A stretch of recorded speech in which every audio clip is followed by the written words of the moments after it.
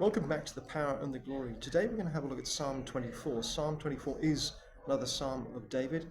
As usual, I'll read through the scripture, then we'll get into its meaning. The earth is the Lord's, and the fullness thereof, the world and they that dwell therein. For he hath founded it upon the seas, and established it upon the floods.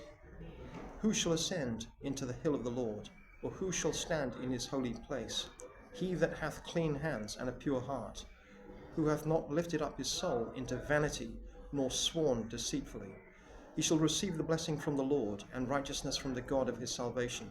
This is the generation of them that seek him, that seek thy face, O Jacob. Lift up your heads, O ye gates, and be ye lifted up, ye everlasting doors, and the King of glory shall come in. Who is the King of glory? The Lord strong and mighty, the Lord mighty in battle.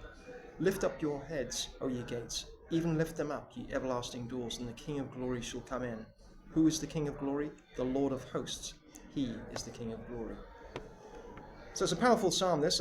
It's personally one of my favourites too.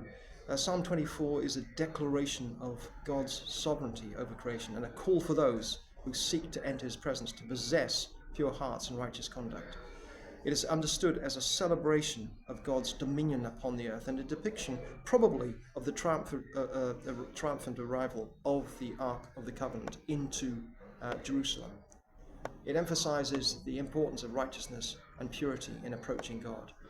So first, let's have a look in a bit more detail about God's sovereign power, which is part of the whole psalm. The psalm begins by asserting that the earth and everything in it belongs to God. This includes all humanity, highlighting God's ultimate authority and ownership of creation.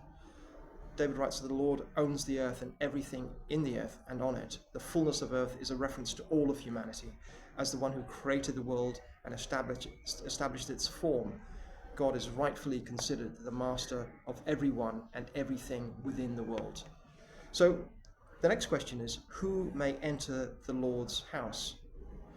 Only the righteous can properly worship the Lord in his house.